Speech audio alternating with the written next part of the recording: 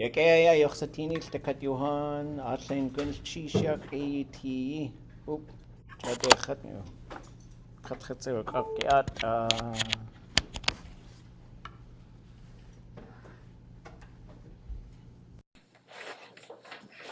Yádi.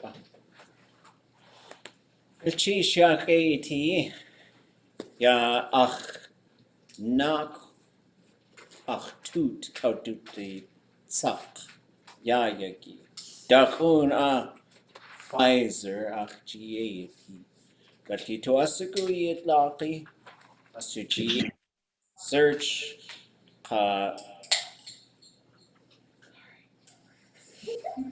Atu saksho khateke.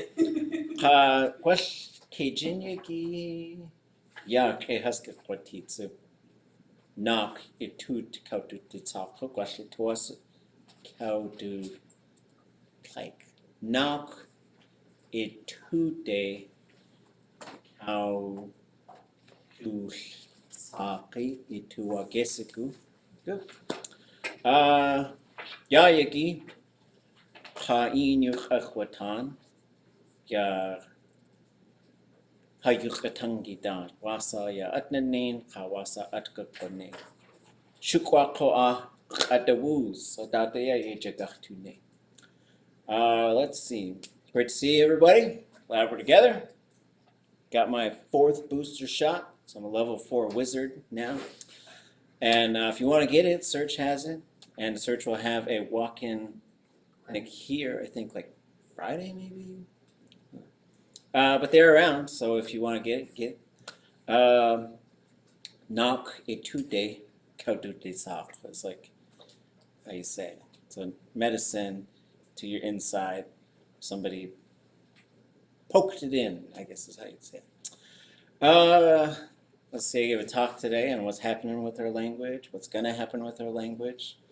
I thought we'd start with Q&A, and then we'll go into the next chapters and beginning Lingít and keep sort of rolling through. We're also bouncing out to do a couple other things, sort of tangential related things to keep sort of expanding what we know and sort of build upon that so we can retire the workbook, which is, I found all these like last minute edits. It's been interesting. I think it's finally going to print, so I don't know.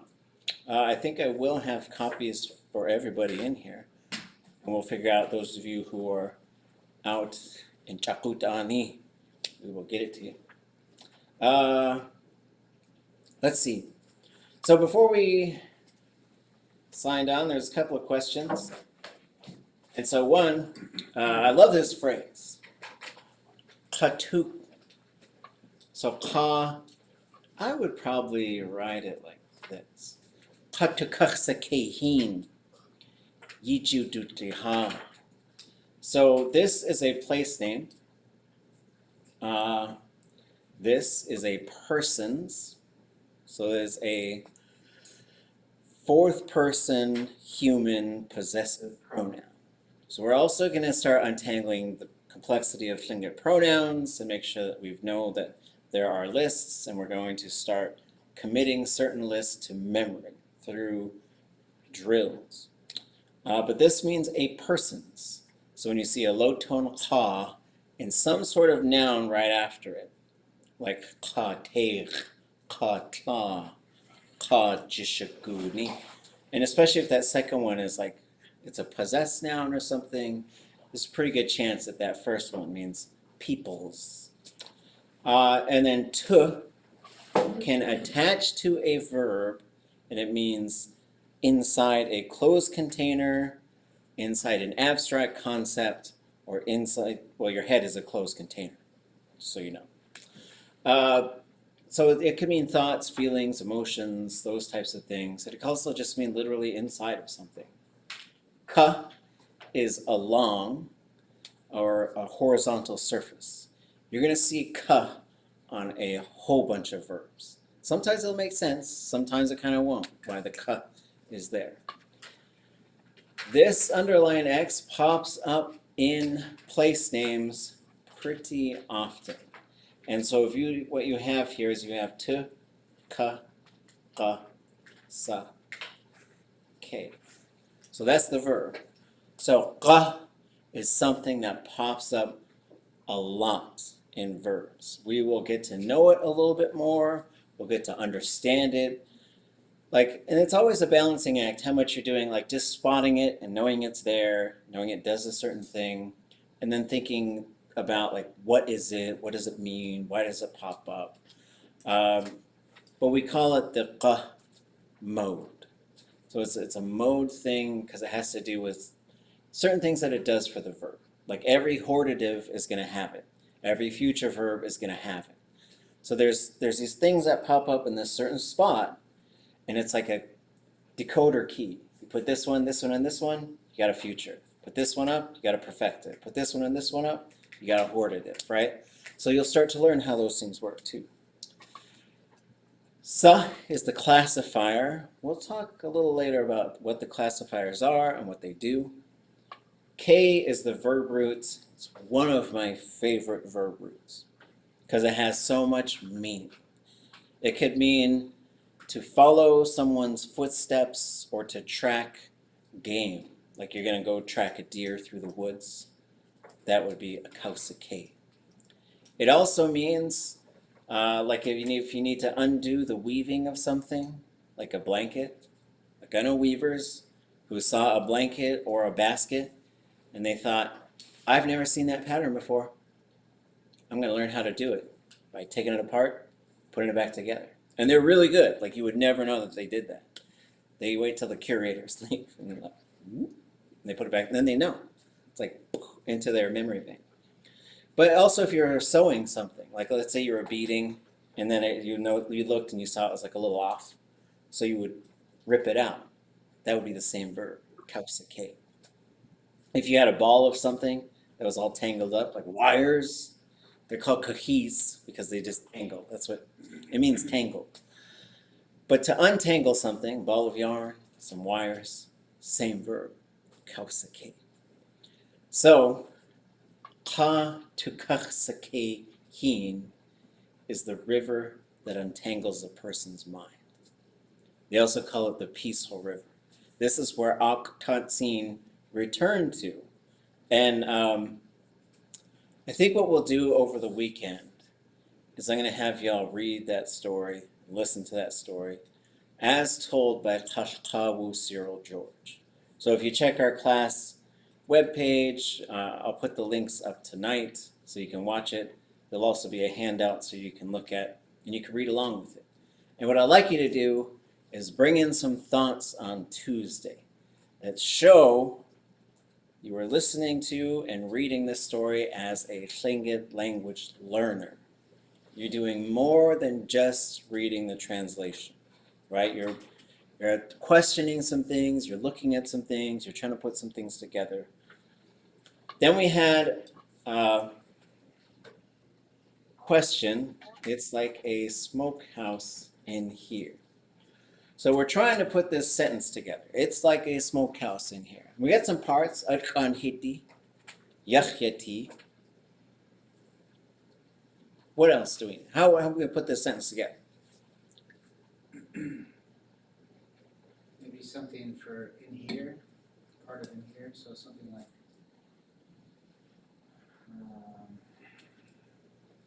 yeah, or like you, let's see. Yeah. Ha, maybe ha. Ha. Oh yeah, ha. I don't know. I mean, it depends on how big here is you're talking about. So I think we're talking about in a building, right? So we'll say here, and then we'll put in a building. Any other thoughts how we would do this? I'm going to move this over.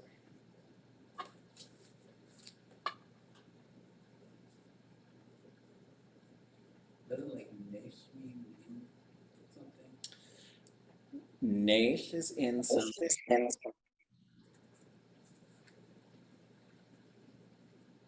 Any other thoughts? Yeah. Comes on a river. Or like a tree. I remember poking on in the tree stuff. E. Okay, so this I'm going to put a long dash in the front of these. Why would I?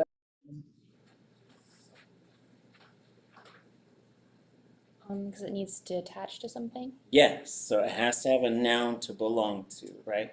So whenever we do something like this, it means there's something that needs to come right before. So you could say, for example, yak, yik. What might that be? In a boat, right? What about hit ye? We haven't done these yet, so I'm just like testing things out. See what. Based on context in a house. Yeah, there we go. So Lingít loves categories. It's like some sort of, it's like it was on Jeopardy. There was a category called categories. It'd be like Alex, he's not around anymore, but fine. Categories for 1,000, categories for 800. It would only want categories, so categories all the time. So Lingít loves to categorize stuff. And so what you have here, and we're going to go to say in something really depends on what it's in, right? You can't just, there's no just one. Yeah. Some bounce back in my microphone. Okay.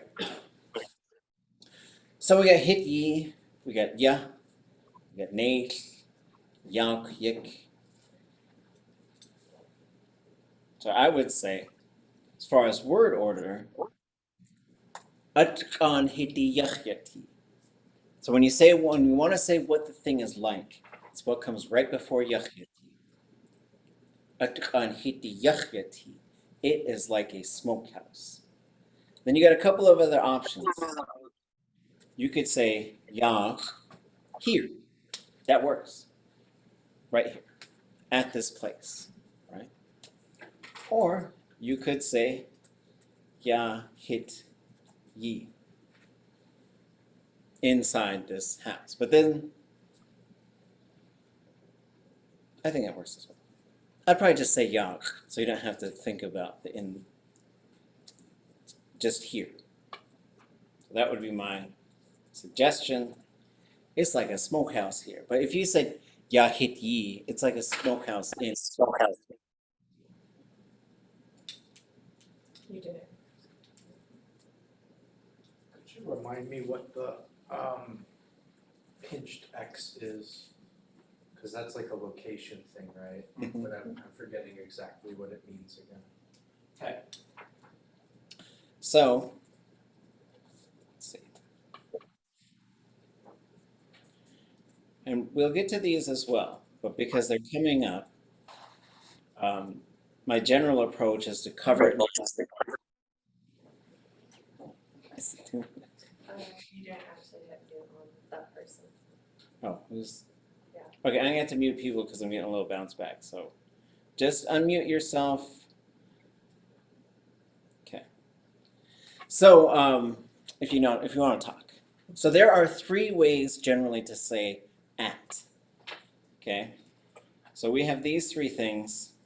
We'll make a little table. In this table, we've got these 3 things. And what we're going to do is we'll say at. Oops. So these are suffixes, right?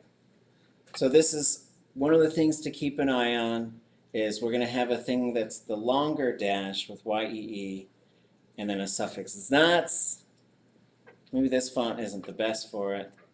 If I switch fonts, it might show up a little better. So maybe I'll switch fonts.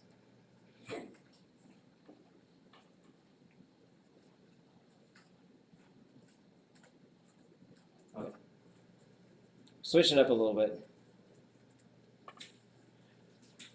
So then the thing, again, coming back to categories, for Lingít, it's like, well, how is it there? It can't just be there. You have to say, how is it there?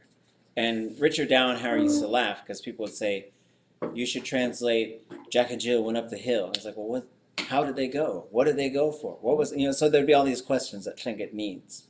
because it's like a detail-oriented language. So this is arriving, right? So has recently arrived at, it could mean touching. And there's a different one that's not as common, which means moving around. And so there's actually two of those. Like that does get a little bit difficult. But this one is actually not very common. Just you'll hear it from context. Atasbu'a, they walked around. This one is resting or residing. Or, let me make this at that time. So this one is used for a lot of time markers. So when you learn seasons, anybody know summer? Kutom. Kutan. Fall? Yes. Right, so let me put the, okay, so we got, let's see, what I'm trying to do here. Kutan. We got yes. What comes next? Winter. Tom. Tak. And spring.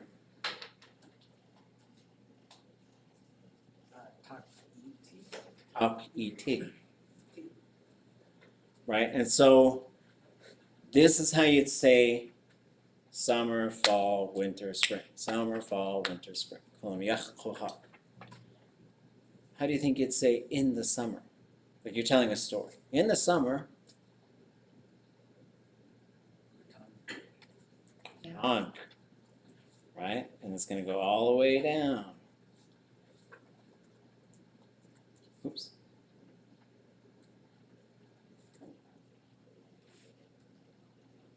And this is how you can tell if someone's talking about something if they say dechyaki. But then if you hear the on there, then you might capitalize it because you're talking about on Tuesday as opposed to 2 days, right? And some of the stuff like for Lingít is 1 day, 2 day, 3 day, 4 day, 5 day. That's how you do Monday, Tuesday, Wednesday, Thursday, Friday. Then this one is moving at or repeatedly at. One or the other. So you're going to see how these function in a bunch of, they function in different verbs too. Like when you say ach'it idishi, ach'it kuaha, ach'it yan uaha. All of those are using this one right here. Did you say what the order of the seasons was again? Is summer? Yes, yeah, so here. Summer, fall. Summer.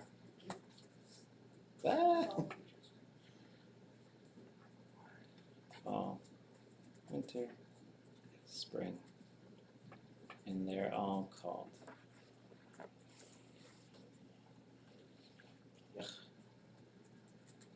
Puha.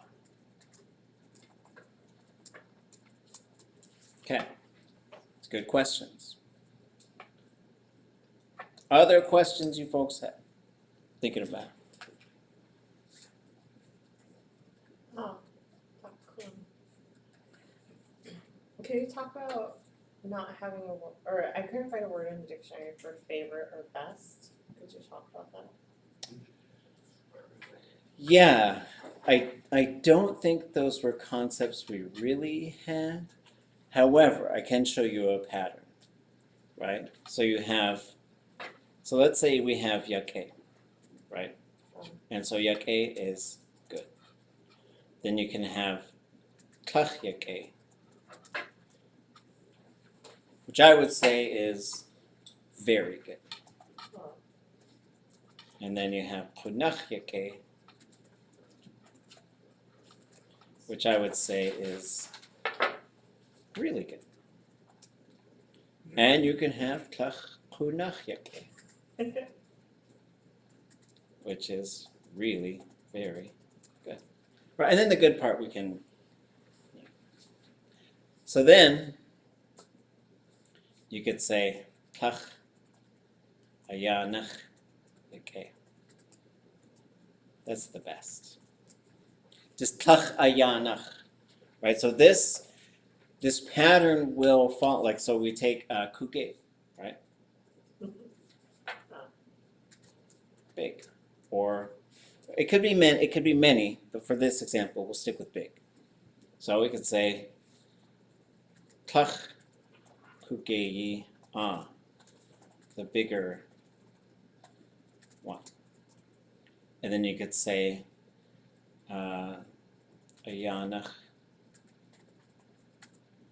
kuke the biggest one.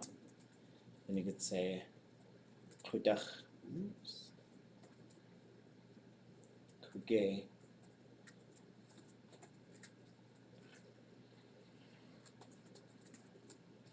So you have ways of doing this, right? And so you do have to stretch the language if you want to say, this is my favorite TV show, or this is my favorite coffee, or this is my best friend, right? So we do have these sort of things, though. And then you could take it farther. So you could say, ach tuwasagu, right? I like it, or I want it. And then you could say, you could sort of put these things together. And some of these could be sort of statements, sort of like in English, right? So like in English, you can sort of make a bold statement by saying, this is the greatest, Reservation Dogs is the greatest show ever made. Right? So that's like a full-on statement, right? But you could also say, I think Reservation Dogs is the greatest show ever made. So then you could sort of put like your own, you can soften it by making sure people know you're just stating your opinion. So you could do things like that in Lingít as well. So the way you'd sort of bump something up to kind of supreme status is you could say,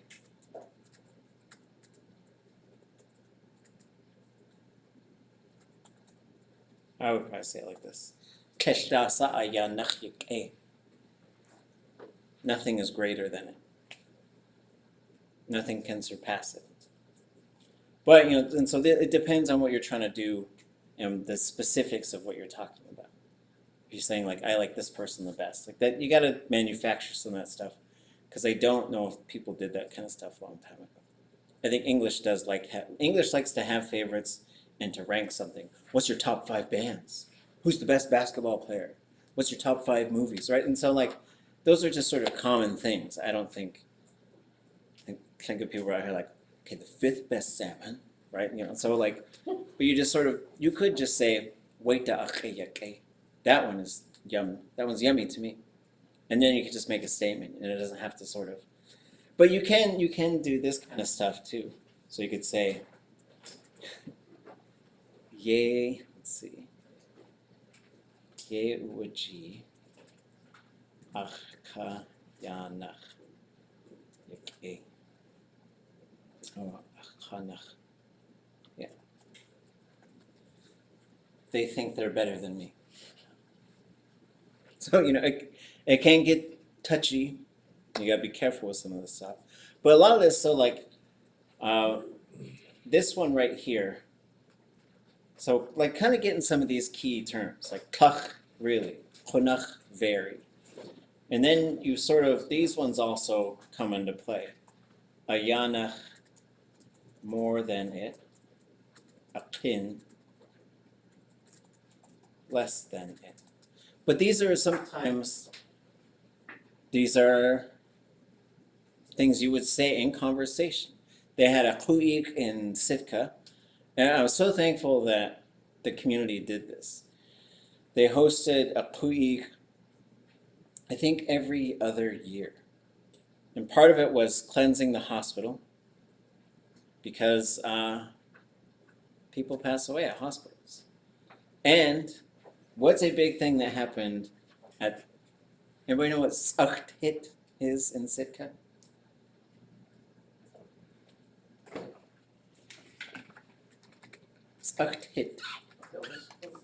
It is the devil's club. Clubhouse? Yes. And what might people call it in English? Medicine house. It is a medicine house. And what's going to be a medicine house in Sitka, Alaska? Healing house? Search. I don't know. Apothecary? Edgecombe Hospital. It's called Well, Why? So needs a cleansing ceremony regularly because there are people who pass away in hospitals. But it really needed one a couple decades ago. Does anybody know why? It's kind of rough. The tuberculosis. Yes. Sanatorium. So during the tuberculosis pandemic, when it really was hitting, like the basement and the building next door and some of the other buildings nearby were full of people who had been lost to it. So when people would work there at nights and stuff, they would see things and hear things. And so we started to bless these buildings. And so they started to have this thing where they'd have a blessing for the building and then host a community ku'ir. So they would appoint 2 nakanis, one from the raven side, one from the eagle side. But then they started this thing where they said, oh, we teach people how to do this. So they would appoint the nakanis and then nakani in training. So then it would be someone who was kind of in their 20s or 30s. And then you would be a nakani and you would have someone else who's your clan opposite, but also a young person. But you would have this group of elders to talk to. So they also had this council of elders, and you would talk to them about how to run the thing, and they would teach you how to do that. So I was over there for one of these events, and then they laid out these 2 big trays of awe what did say awe akayeti ja akhu kachakuta shayi Aklain is ka hasitoasagu, just akhu. Yanwat ka hasitoasagu, shayi. Kainacha duin ayachonuk. Akawe hosatin, kandain yauta a, chakut yanwat ade. Krachus. What's that one? Dut shayi. Ach ayi yanach kuke. Khan ach tuhi tiatan. Okay, translation. So there were these 2 trays. One just had cooked fish on it. One had cooked, like king salmon. And one had cooked king salmon heads. The young people, when they went up to give food, you kind of served your own food. Because it was like, it wasn't like a ku'ik where everything, you're like a total guest, right? So when I watched, when the young people went up, they all got the salmon, like the little steak or the fillet kind of cut. And all the elders, when they went up, they got the head. I was like, oh, that's interesting. So I grabbed a head, and then I was sitting next to an elder, and all of a sudden she's just glaring at somebody. I was like, what's up? What's going on? She said, her king salmon head is bigger than mine. And she said, and I'm mad about it. I was like, all right. And so, but those are instances where you could say. So then you have Yanach and Kayanach. They get a little bit, they're very similar. And Yanach would be straightforward, like, oh, this is bigger. And then this is more than, and it's like, especially when you're comparing it, like I'm better than you, I'm stronger than you, I'm whatever, then you're going to use Kayanach quite a bit. Okay, that was a good question. That's it. Yeah. What is this? Not the highlighted one, but the Yanach. The one above the Yanach. Yanach, more I than, mean again? more than. More than. Okay. A Yanach is more than it. Oh, okay. And so these work as well to say like, yeah. So here's another So this one is ye uaji. So you can say ye huaji. I think, I am guessing, I believe, right? So I could say, Gwashiatat yechwaji dishu yekachtusitin. I think tonight we'll see a half moon. Now, if you know your moon phases, I don't know what the moon's going to be tonight. I should know. You shall. But you could say, if you think it's going to be bigger, yechwaji ayanach yekwati. Yechwaji akin away. Right? Or you could just say ayanach away, akin away. I think it's more, I think it's less than. So that's how those can work. So yechwaji is a good one to know, especially as you're learning a whole bunch of stuff, right? Yechwaji, I think, but you could signal that I'm making a guess. This is what I believe. So it kind of softens it a little bit, right? Just like if someone asks you a question, what's the moon gonna be like tonight? Full moon! I think it's a full moon. And so there's different ways you can sort of answer these things. I have a different question, so we'll Yes, do or continue. So the ye uaji hayana yak means he thinks that I'm better. They think they're better than I am. You could say Yechwaji du kayanach chatyake. I think I'm better than them. Don't say that. It's just a grammar lesson. Who's showing us the moon? Or they? I don't know who it is. The moon is Raven's uncle. September. Does anybody know that? Right? Oh, uncle. The moon is Raven's uncle. Anybody know the name of the moon from long way back?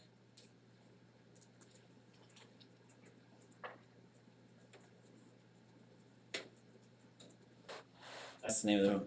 Yokiskuqeq. It was funny because we The were. moon is waning. What's that? I said the moon is waning Oh, at 9%. a kin away. It's less than half. Goodness, sheesh.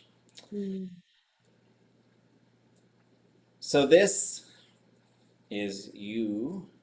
If we wrote it out, you would have peas, then you have ku, take.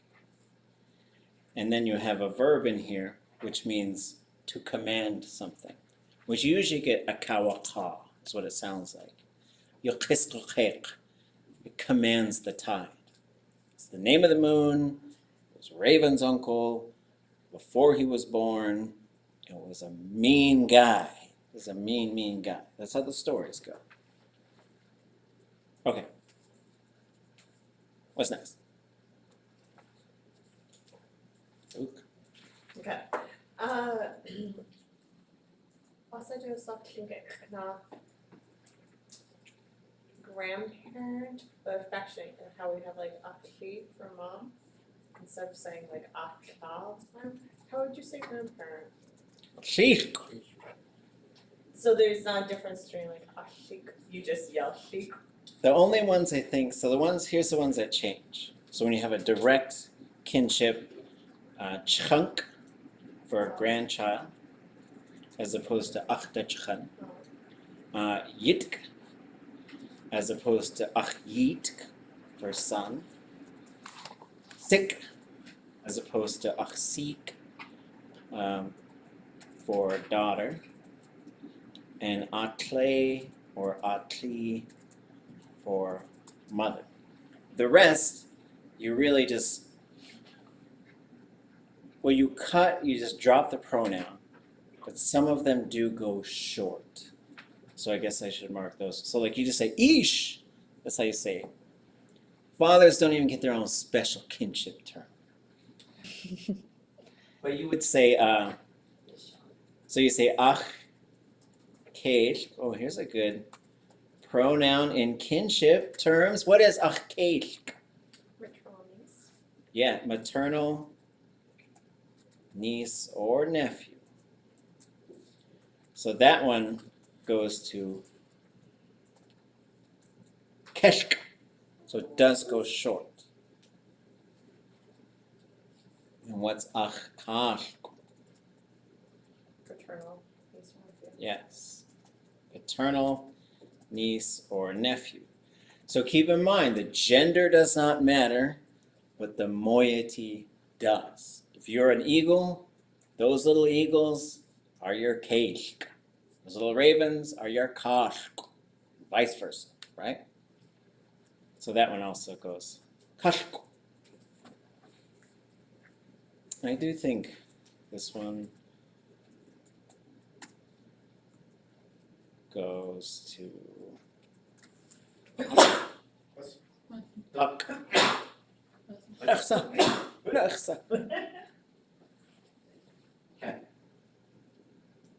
But then the others, yeah, you just sort of say. Okay, hold on. So that was a lot. So if you said if you're eagle, all the ravens would be kosh. Yes. And so, yeah, we use maternal and paternal, which is, yeah, I don't know if that's the best way to do it, but whenever you see maternal, just remember, same moiety. Paternal, opposite. And it works with Connie. Connie! That's how Raven, he always says it. Connie! Connie! My in-law. And then he tricks you. That's how it works. Whenever he uses one of those terms, it's tricking you. Is there any shortened form for sister? Well- Between sisters? If you're a male, you say duck. But if you're shetch and keek, I don't think so. You just say shetch, keek. And if you're a male, you'd say hunch, keek. So those ones don't shorten. But you can shorten ach.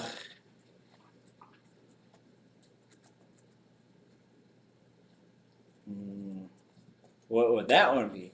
Ach kike a seek. And you can also say, here's a hint. Ach shetchi a seek. My oldest daughter? Yes. My youngest daughter, my oldest daughter.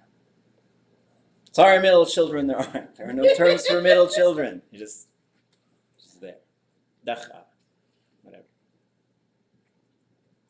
Good questions.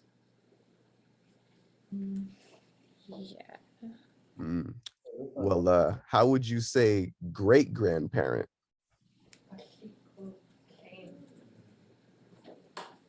And so there is a hilarious speaker in Carcross, and she's amazing. Her name is Tlaus Tla, Ida Kelmegan. And she is, here's an example of how funny she is. We're just like, we had this multi-day, all day long language workshop in the interior. And then we're sitting around just kind of telling stories at some point. And then she said, well, I married my husband, and he was a Frenchman. And he didn't speak Lingít at all. He could, he speaks English, but with a real heavy accent. Like French is his main language. And shortly after we got married, we got into a big fight. And I said, itok, which is how they'd say it. Here you'd say ituk. And so, pardon my French, but he said, asshole you. And she goes, who taught you that? And he said, well, when I decided to marry you, I went to your mother to ask if that was okay. When she said yes, I said, now teach me all the bad words you might come and sling it. So I was like, that guy had it together. So anyway, I was talking to her and I was telling her we were just speaking Lingít because we like to speak Lingít together. And I was in the middle of some big story. And it was like, yeah, she goes, did you just call me Big Granny? And I said, no. I said, my great grand. But she's just like, she likes to make jokes. Is a great grandparent. If you need to put gender to a grandparent for whatever reason, you could say, Shawat or you could say, Ka'a Ach, kli. And you can stack them too. I was reading in the Donauer text, like if you need to refer to your mother's grandmother. And there's two ways you could do. If it's only going two, you could just do them right in a row. Like you could say, ach kla kla. But most, I think it's better to go ach kla du kla. And then you could do it all over the place, right? So someone said, how are you related to that person? I was like, oh, that's my mother's father's father's sister's son. And I said, they're like, what? I was like, oh, it's my uncle. But then you say ach kla, du tlak, du yit. And it works really well in Lingít, because the du just follows whoever you just talked about, then the du moves to them.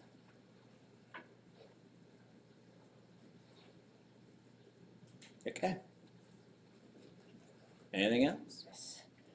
So are there ways, like more terms of endearment that are not specifically kinship, like how in English we would say, like talking to a little kid, oh sweetie, or pumpkin, or whatever, like that kind of just filler general kinship, or not kinship, but It depends on what the relationship is. Let's say, that's what you say to a grandkid. okay. And it's just an extreme contraction of chunk. It's like you cut everything out, the beginning and the end.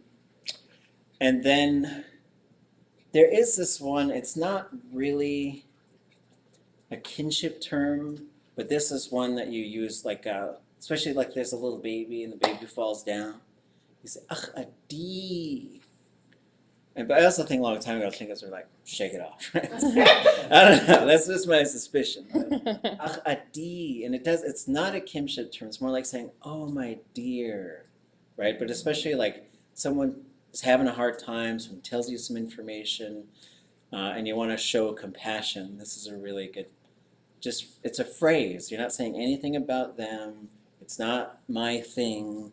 It's a different word. It's just saying like, oh my. And then it varies from that.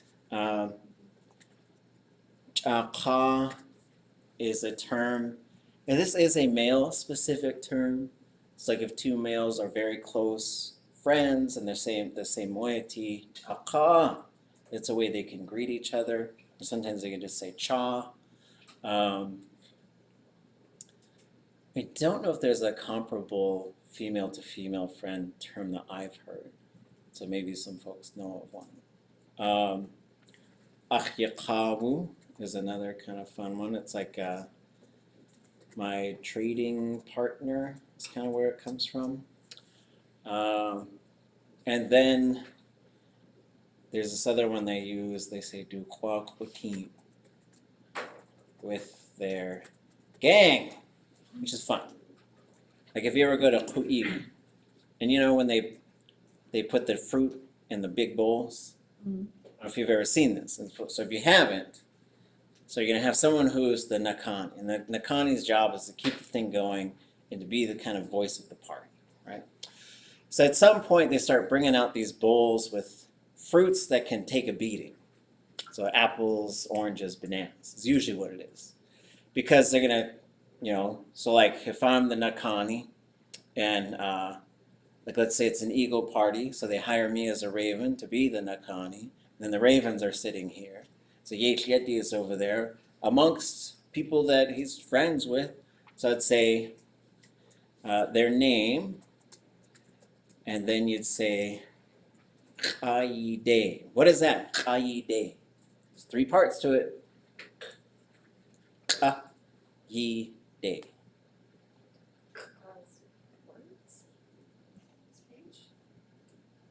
Katunk is, so close, because it does have ka on there. Tell me where you are? No. Direction of your mouth, maybe? Yes. Yeah. Mouth, under, towards. So it's a phrase to like put it in front of them to eat, is really what it means. So I'd say, Yesh Yádi, Haide du Huakutin. So it's going to Yádi and his gang, with his gang, right? And that's how it's very fun. So you call it, and then everybody starts banging on the tables all around. Yeah, he'll yell, "Ha day!" And everybody around starts banging on the table. And they go over and they set it down, and everybody grabs as much fruit as they can. It's really fun. Yeah, and you're yelling, hollering. Depends what clan you're from. You might be yelling certain things. Really fun part of the ku'ik. But there's language that's associated specifically with these things. Anything else? Good questions. Yes, Kune. Um, So can you talk a little bit about people standing up when they're talking? Is that part of the protocol? Is when you're talking to a group of people, you stand up? yeah, that's what I was taught, and I've been in several meetings where I just like introduce myself, and then someone stands up. I was like,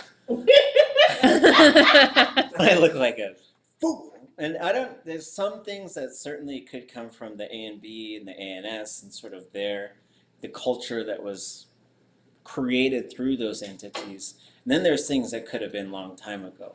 Like I do think long time ago, if you were going to talk to the people, you stood up so that they could see you and that they could hear you. And I think it was important too, because you also needed to be able to stand up to see everybody. Because like the Tlingit mindset, if you're coming into some sort of cultural event, is you're looking around and you're taking note of every clan that's there. Because you don't want to stand up and start running through the list of clans, then you miss your uncle's wife. You know, and then you got some work to do. And then there's another like, oh shucks moment. So like the insider secret is you just carry a little notebook and you go and you have people that know the clans. Like it was always my auntie, my Auntie Kathy, she would sit next to me, she's like, that's so and so from this clan, that's so and so from that clan. And I would just write it down so that when I stood up. Although when you're speaking Tlingit publicly, you're not supposed to write it down. No notes. But we'll start with notes, right? And we'll get off the book. That's a good question. Pune, Ah, on the note of standing, I've been to a couple functions lately, just recently actually, where people have spoke from their seat, which is their comfort zone. And then someone else would stand up and say, I was taught to stand. And the way that they said it was like shaming the people who sat in their seat.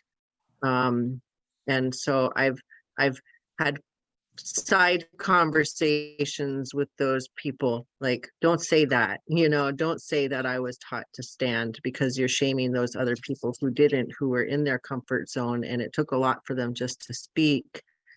And you do you. If you were taught to stand, but don't shame other people for not standing. yeah, and as far They'll as get there, lead the example. right. And I agree with that. And I also think as far as Tlingit goes, like if we're all just sitting around having dinner, like I don't have to stand up to talk. Like, and so the difference here is whether it's a public event, what we would call Hawakshiyik.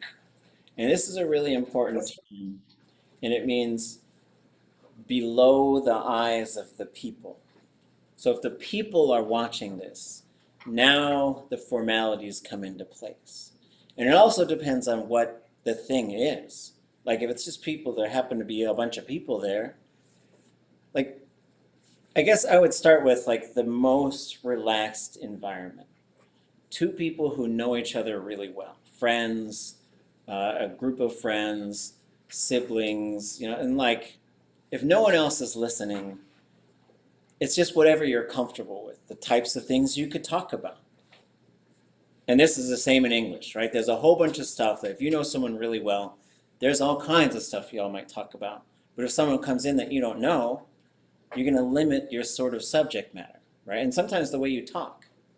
And for Lingít, the way what we were taught is because you don't know what clan that person is.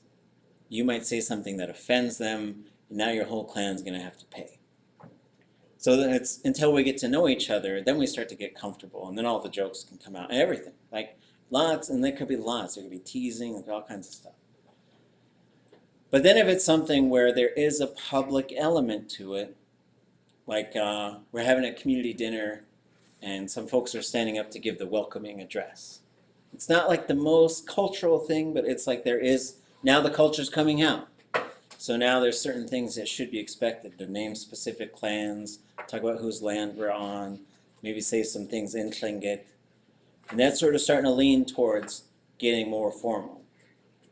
Then if you're invited to speak at something like a pu'ik or like a totem pole raising, now it's getting into this very, like, you should be starting with Shawadaneki, Hanyat Kusani, right? So like respected people, the noble people who are ancestrally from this land. And then you would start naming like the clans that are very close to you or the clans that whose land you're on. And then there's a certain structure. It starts to get very, very structured. Then it gets even more structured if you're doing like certain forms of storytelling. You're going to tell duktuk. You're going to tell aktatsi. You're going to talk about your clan history. Or if you're going to do, I think the highest level for me is prayer and spiritual sort of talking. They want you to go talk to the bear before people go into the woods. Like that's for me is the height of Tlingit formality. And it's like there's just more expectations as you do this stuff. And I think it's the same with standing up when you talk. Like these aren't like every single time. Like if we're having like a healing ceremony and stuff, like just let people be themselves because there's a lot we got to do. Okay. I have a silly question. Okay. Also do a Lingít makeup. I don't know. I feel like I heard something. Along, like the paint they put on their face. Yeah, well, you have like sheikh is, but that's a little different, right? So sheikh is ochre, and it's like red face paint, right? And so the way this stuff worked a long time ago too, for Lingít, hair, grease back with usually tallow and down feathers, and so you'd have huat and sheikh in your hair, walking around. Because everyone could look at you and be like, everything's cool. Nobody's fighting. But if your hair is in a knot and they see you coming, they're like, whoa. Time, right? And so these were things, so we did have these things. I bet you I could find, I'll see if on the break if I could find anything. That's a good question. But niguat is sort of like,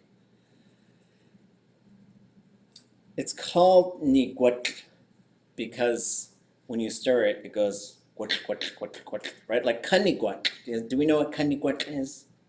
The cocoa eggs and berries. Yeah. So salmon eggs and berries, usually cranberries. Everyone's got like their way of making it, boiled up and made into a pudding. That's kaniguat. Niguat comes from the same type of word. That's the word for paint. So it usually has like a certain sort of. There's a word for like a face powder. How do you spell I think I looked it up before, because somebody else asked me that, and I looked it up again, and here, maybe it's Kaujusek, like wash Kaujusek. It's for like blush or Okay. eye makeup. So that means Walk. it's something that it colors it. And so let's see. And then lipstick is Kaujusek. Yeah. Or yeah, kasep, I think is how I've heard it as well.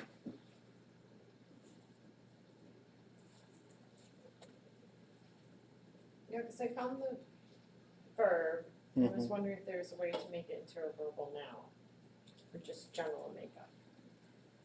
Like I bought makeup Okay. versus I'm putting on makeup. Right. Or like my dog ate my makeup. So dog eats butter all the time. That's seatbelts. Okay. Well, I think it's a good time for a break. I'll see what I could find for makeup. And I'll show you guys a couple other sources. Like if you want to take a deep dive for a word, I'm going to show you a couple other sources that maybe you've used, maybe you haven't. And I'll also show you how to find them. So take 5, reconvene, and we'll get into the work. Could you also put house of all on the notes? Mm-hmm. Goodness change. They're both high.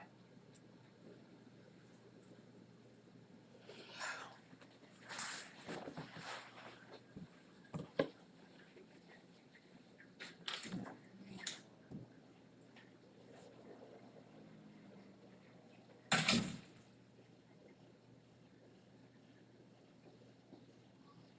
you're still recording. Oh, jeez.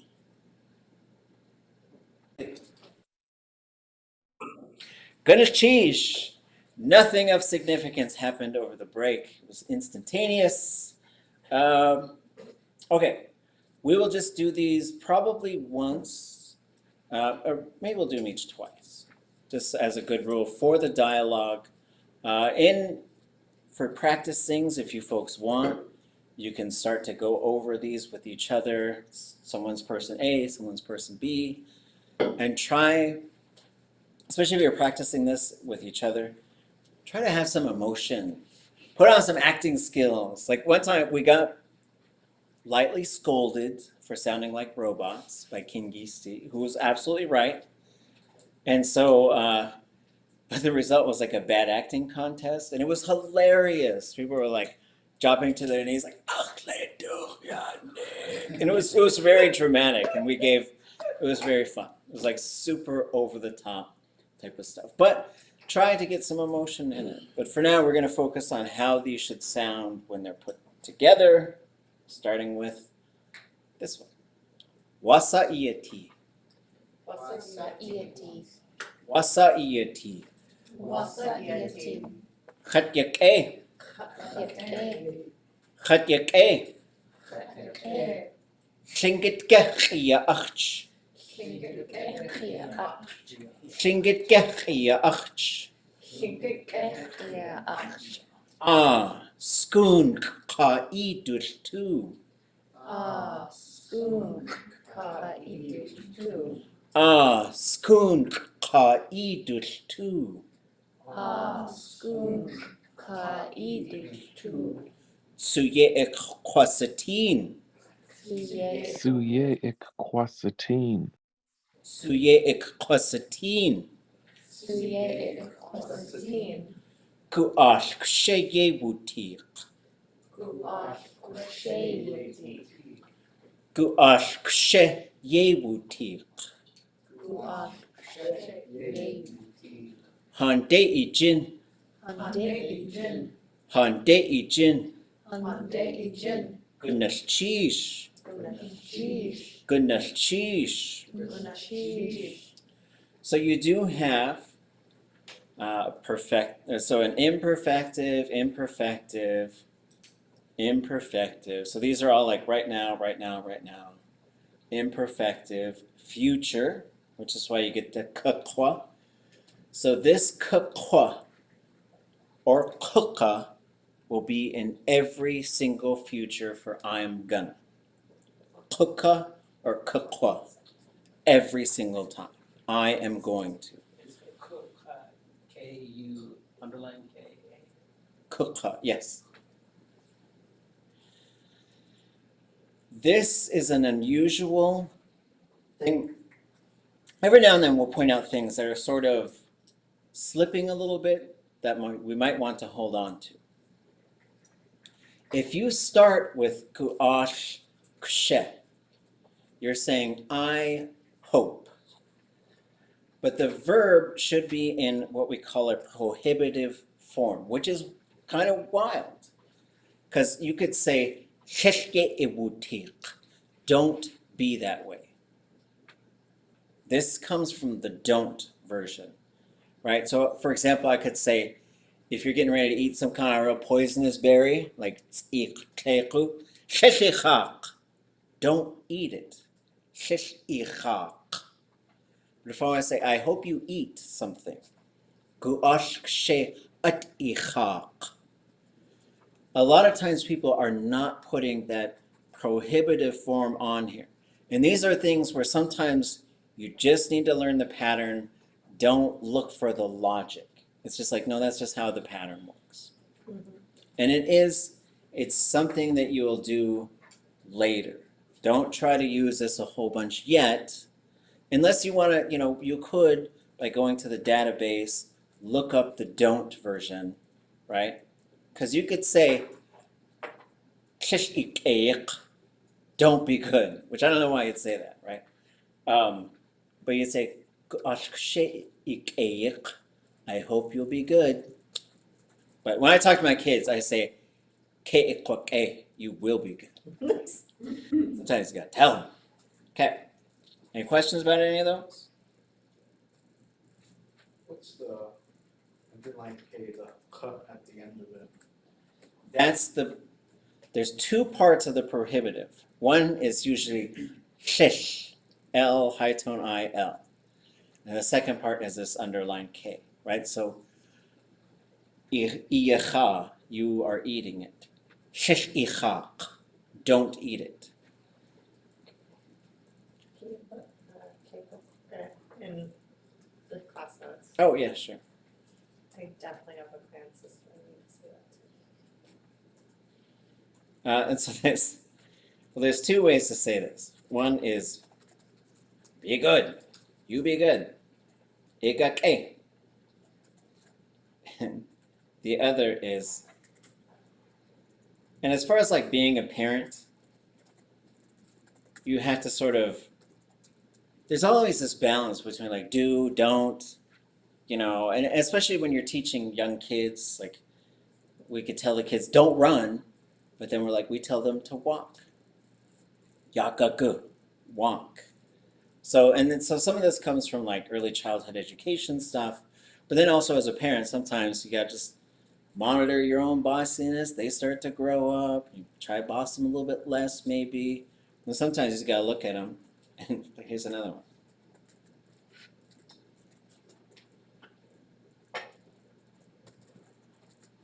Everybody know what this one is? Ke'itukuch'an. You will be kind. You will be kind. Because there is a command for this, but when you raise children in the language, sometimes they're going to laugh at you. How would you say this one?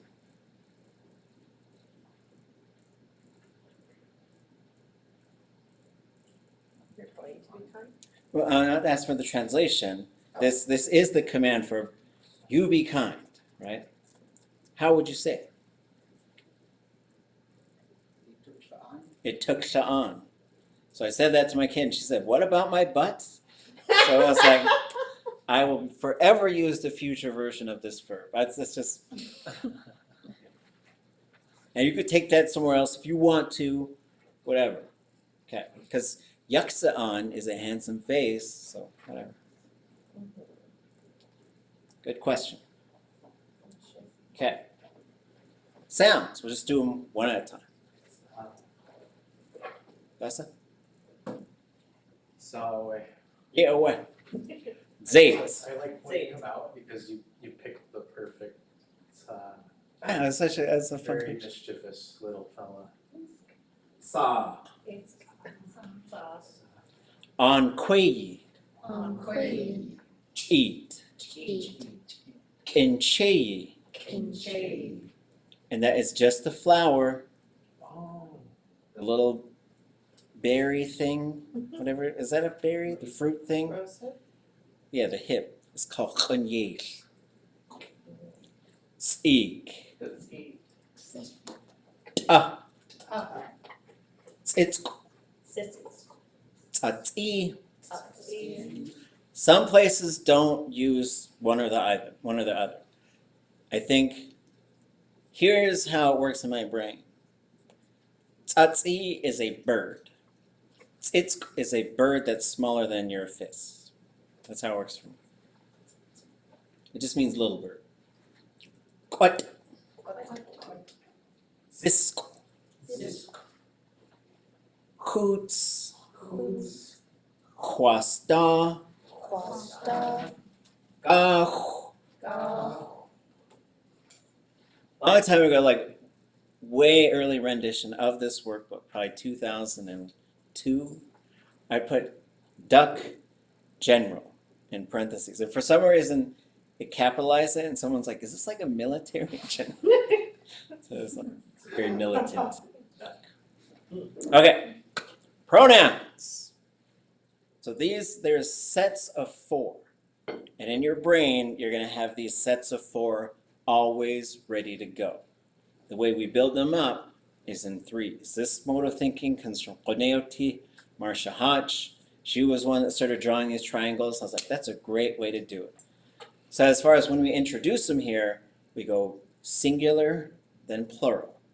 We hold off. There's more that we add later. Then there's even more that we add later, and then there's even more that we add later, right? Like there's a pronoun for like this person we've been talking about. Then there's a pronoun for like this other person who's not that important to the story. We're not going to do that right now. So the way I like to practice these is you use a finger, and you put one finger up, and you go, point at yourself, and go, khat, and point at someone that you're talking to, wa'eh, huh, khat, wa'eh, huh, khat, wa'eh, huh. And if you're teaching this stuff to groups of people, and especially if you're all in the same space, what you do is you have everybody form 2 lines of equal size. Then they come up one at a time, and they take turns looking at you, and they have to go khat, wa'eh, huh. And they can't go khat, wa'eh, huh, right? They gotta keep eye contact with you to really get this third person down, right? Because it's going me, you, them, me, you, them. And then you have them do that. And then you have them go, then you practice this one. Ach, Eh. de. Ach, de. De. Then you have them stand in a line again, and when they come up to you, now they gotta go chat, wa'eh, huh, ach, de. Go ahead. Chat, wa'eh, huh, ach, de. Right, and so again, you can practice these, put them in your mind. The first ones we call independent pronouns. They're not linked to anything grammatically. They're not part of a verb. They're not part of like there's no relationship with anything else. Most commonly in Gusu, Yádi. Gusu wa'eh, Yádu chat. Where are you? I'm right here. Someone knocks on the door. Adusa way, chat aya khane. It's me, khane. They're also used after ku'ah, or right before ku'ah. So you'd say, if you ask me a question, whatever question you ask me, say, dasai tuasuku ichai, what do you want to eat? Fa. Wa'eh ku'ah? I want fa. How about you? Bounces that same question right back to you. Wasa iyati. Achtu yake. Wa'eh ku'ah? If you're from Tessin, you'll probably say wa'eh days, but it does the same thing. It also is used to change the subject or to sort of say something like if you said, we're in the Lingít restaurant and we go in and you say, I'll be right back, order me a tea. Then you go and our person comes over and we all speak Lingít because we fix the world. And so they'll say, Dasai tuasuku. That's how the ku'ah works as well. So it also works for statements. I want this. They, however, want this. Those are independent pronouns. They're the only pronouns that have a high tone. All of them have a high tone. All the independent ones. Okay. Ach, I, du. Possessive. Also, I will call them relational on a regular basis because they just show a relationship. My mother, my whatever. And here's something to keep in mind for something that's coming up. When we start using these terms that English calls prepositions, Lingít calls them postpositions because they come after. When you got a noun, right? So you say on the table. Lingít does not have the or a or n. Doesn't need them.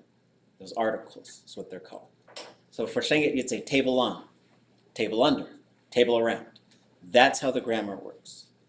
And we're talking about in relation to you, my above, my around, your below. It uses a possessive pronoun, where English uses what I think is an object pronoun, right? So you'd say around me. Lingít, you'd say ach da, my around. Keep those things in mind. Which pronoun are you going to use for what kind of purpose? It's going to shift in Lingít. We will get to the verbs. The object comes first and then the subject. Just remember that. Object, subject, verb. Object, subject, verb. You cannot move them. You cannot remove them. It's a non-negotiable thing. And once they are there, you can't take them out.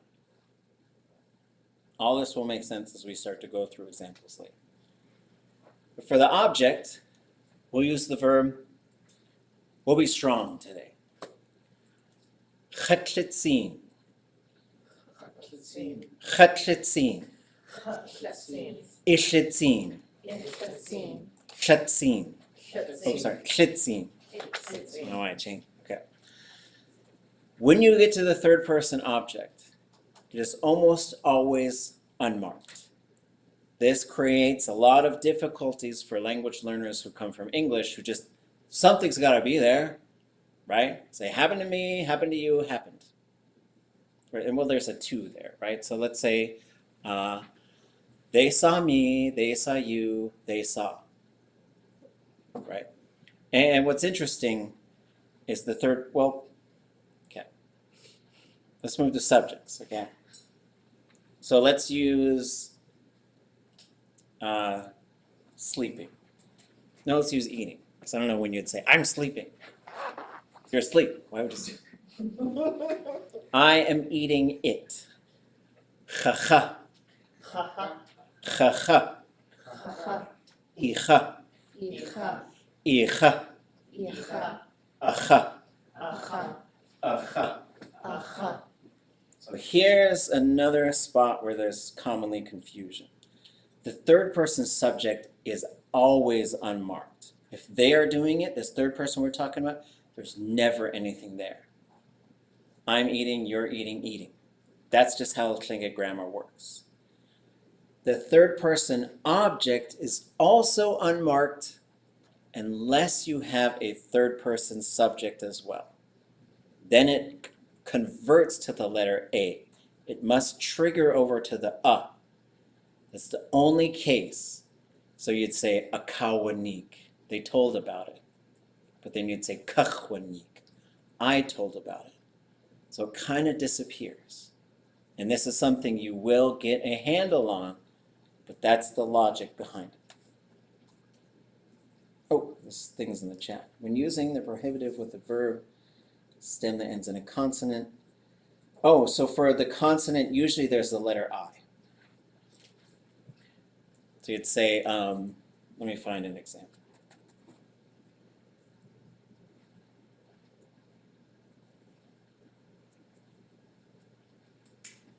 Okay, so let me zoom in on this and share it. So going into the database, if you want, I guess we'll see what this one has. So that W converts, don't try it, right? So that W converts to a U. But for like, what do we say, don't build a fire? So you end up with a vowel. So that's a peg vowel, which means it's just to separate those two consonants. Because if you, to say, it's too awkward. So you'd say, what you're going to learn is there's a set of consonants that if you put a vowel after it, it will change it to the voiced version. A K and a G are the same sound. You just add the vocal cords, and they will move back and forth.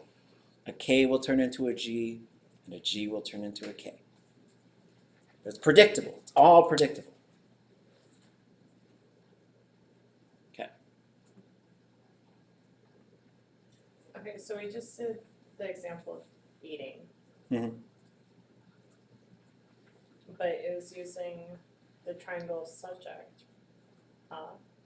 But it just says no marker zero. They're not no marker zero or a.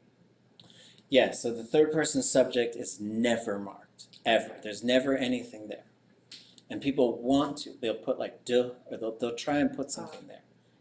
And so when the third person subject is paired with a third person object, that's when the object becomes the Yes. And that's why you say acha. They are eating it. But that becomes awacha. Right? Chwacha, iyacha, awacha. Okay. When does aha become awacha? So for perfective, they ate it.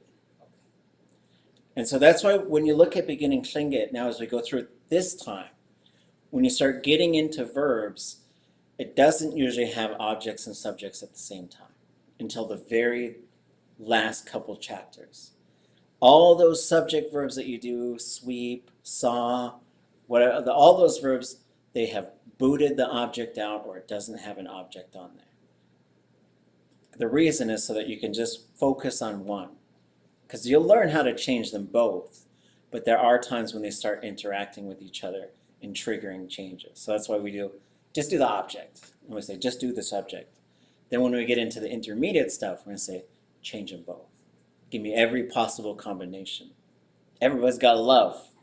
We all got to love each other, but then we got to go, I love you, you know. There's fun stories behind that when I went and got those phrases from English.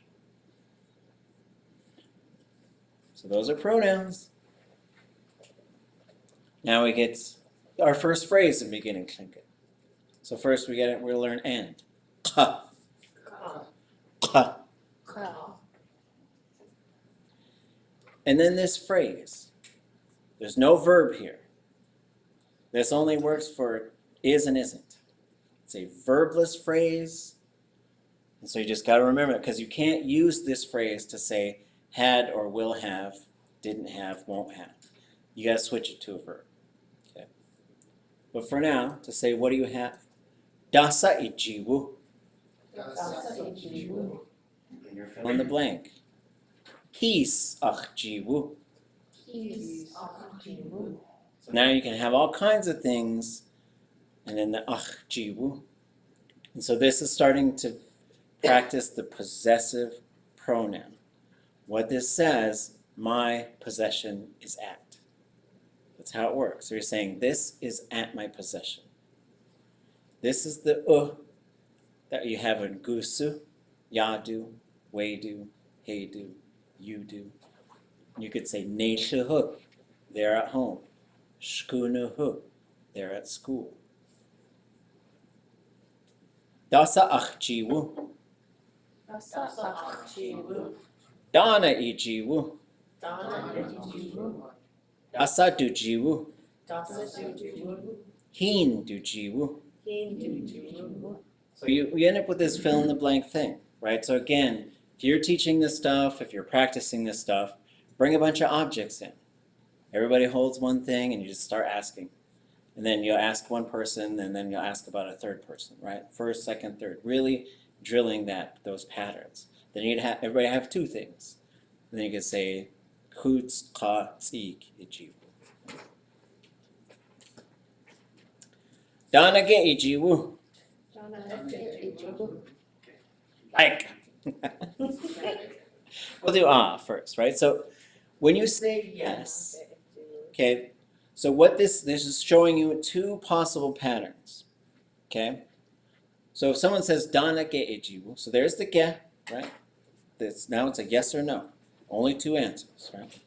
So if I said, I'll say yes, I have money. Dana achjiwu. But if you're going to say kleik, you have to name something different for this pattern.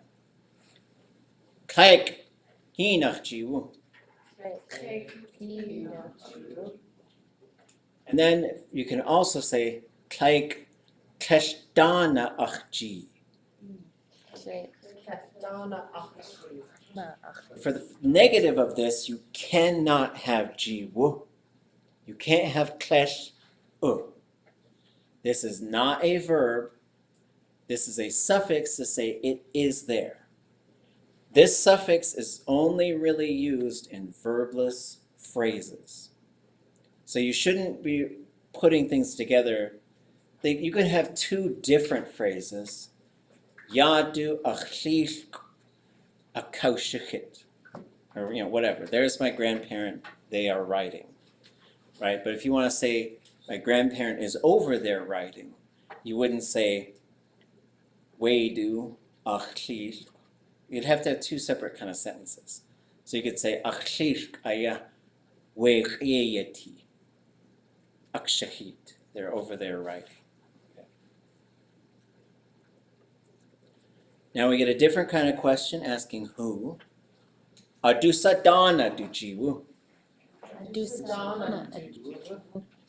And you get THEI. Of course there's a typo there. Maddening. Okay. Yeah, so you get noun, dujiwu, name. Right? Dana dujiwu khane. So then you look underneath and it gives you the underlying pattern when you have multiple blanks to fill in.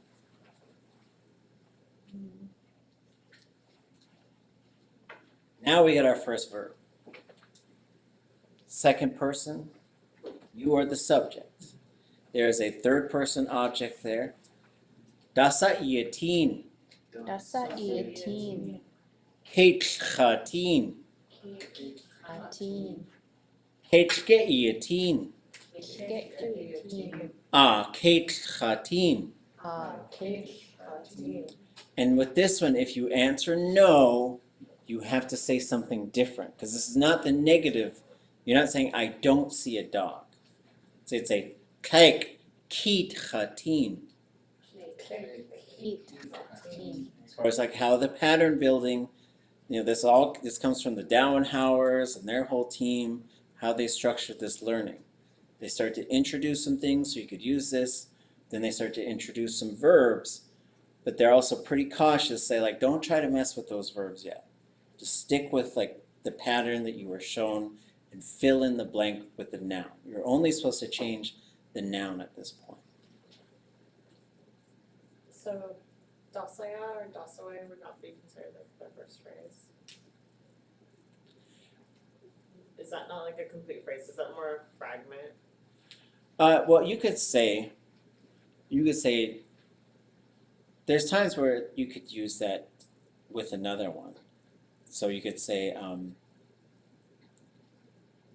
well, I guess it doesn't work that. I think if dasaway ayewuti, what is it that was over there? So you could use it like that. But most commonly, when you start having dasa or wasa connected to a verb, that third part usually isn't there. The ya and the we. Because I remember that being some of our first homework last year is in the little quizzes we do.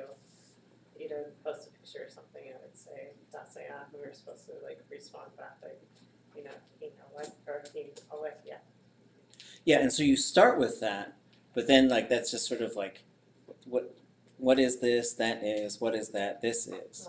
But the main purpose of that exercise is so you can start to answer a question, and then so you can also get the this and that thing, right? Yeah, yeah, what. So it really sort of drills that, and then it's sort of like it moves on pretty quickly. And sort of like, okay, that got us started. Now we got to start putting together some sentences. So like moving on to like actually talk about like whether you're seeing it, you have it. Yeah, because the only thing that would be used for is like, what is that? Like if you don't know what it is, like genuinely, Like you see something, dasawe katuwu soran, or soran katuwu owa, right? And so, but outside of that, I mean, other than like if you see something and you don't know what it is, or you say, because then you get into wasa duwasak and wasa and those types of things.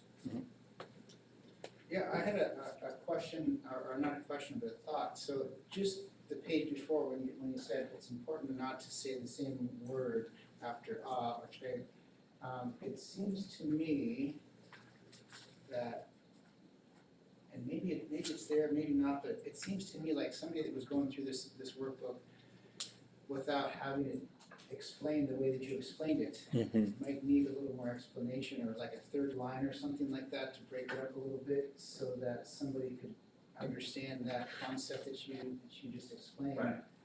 Without, and not having it there seems a little vague or a little maybe confusing for someone else, or even somebody that is that I think that's an important concept to have, that you have to add something else in there and explain that somehow in this section. Right.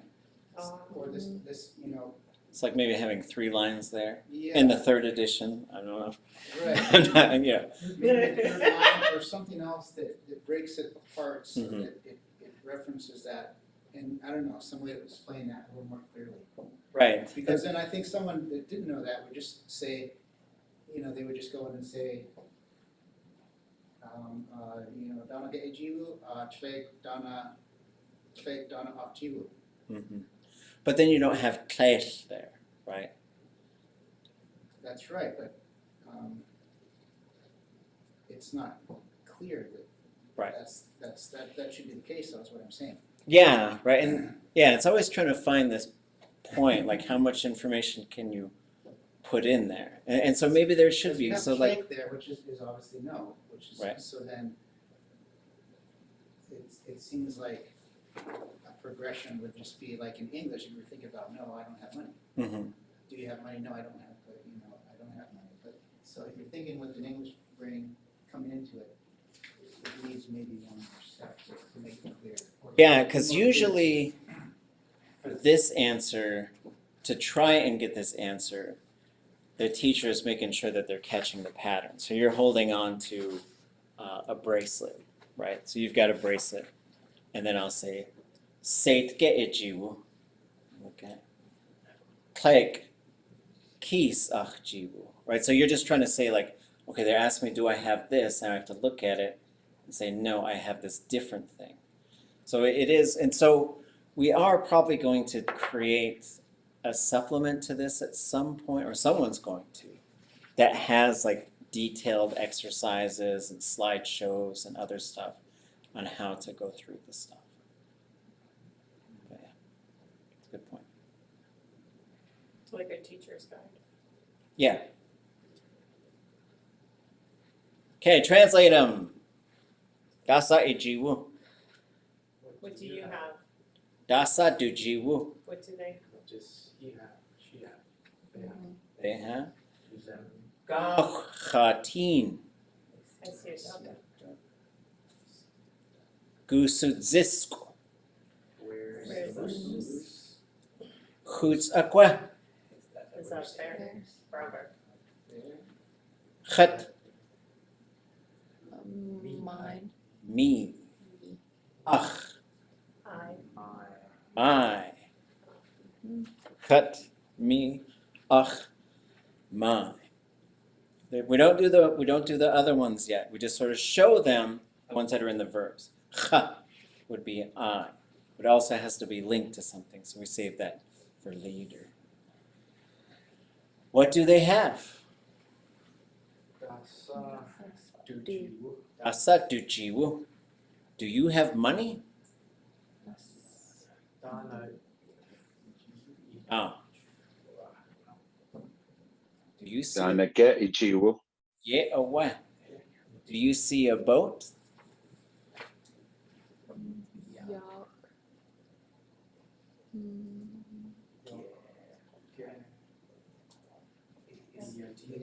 Yak get yatin.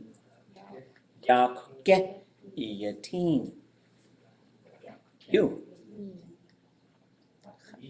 Eh? What? Your. Eh. Or E. That one's either one. Is that a seal? Yeah. Oh, wow. So that gets us to the chapter 3. We're on a nice steady pace. We'll see. We might try to pick it up, but it's fine. Whatever we're doing, it's fine. We're still gonna get to Hausanecha. We're doing lots of question and answer stuff. Over the weekend, check the page, clinkitlanguage.com, learning Tlingit, intermediate Tlingit. I'm gonna post a video of Cyril George telling the Ak Tadzin story. Listen to it over the weekend. Make sure you've read all of this chapter 3 and all of chapter 4. And if you're highlighting any areas that you're uncertain about. And then there will also be a printed version of the Ak Tadzin story. Read it as a language learner, right? So do more than just like, oh, look at that, there's Tlingit there. Now let me read the English, right? Get in there, find things. So what I like folks to do is like, look for things you recognize. Do you recognize things, and then do you have any questions about like, how does this work? How does this become this thing? And then we'll go over it next week, but then we'll try and get, up to chapter 6, see if we can do that. We'll see. Okay. Cheesh. Echa. Sheesh.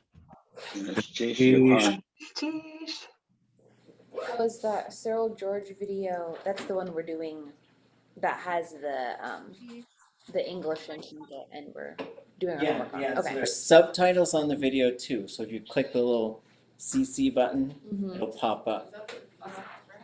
And then the insider scoop is you could change the type of subtitles. English will have Tlingit on top and English on the bottom. Canadian English, because they don't have a Tlingit option. YouTube, fix yourself.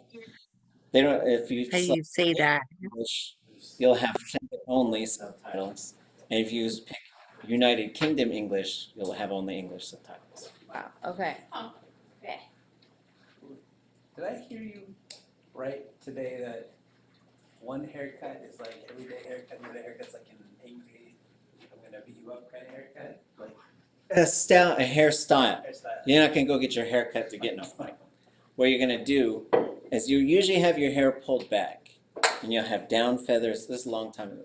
Down feathers and ochre, and usually tallow. Tallow just kept the hair down. That's every day. Yeah, and you just walk around like that. And then, like, it was fighting time. You gotta go wash all. You gotta get those downy. Those downy feathers are symbols of peace. Like, I get this peace out of my hair. And then you tie your hair up on a top knot. And then it's time to bite. Yep. So if someone's coming at you with a top knot long, people make fun of like the man bun or whatever. It's like you saw that a long time ago. You're like, oh, hold on. Let me tie my hair up. Fighting time. And that's like a Tlingit hairpiece, right? Hairpiece, or like a toupee?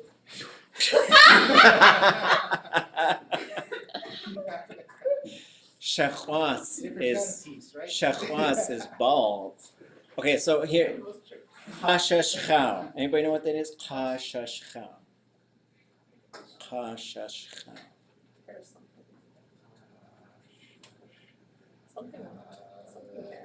Is anybody from Angoon? Is anybody Deshitan? Yeah, she's still on.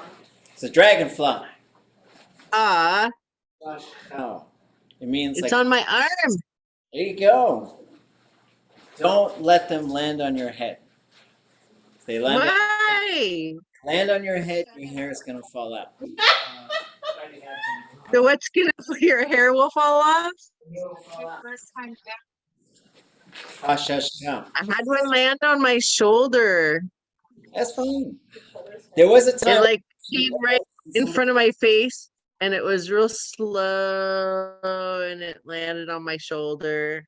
I thought it was gonna bite me, so I freaked out. I was like, ah! Oh, they come around. I just go like this. Sheesh. So you can Oh like yeah. Oh, wait, yeah. Talking like dick. Oh my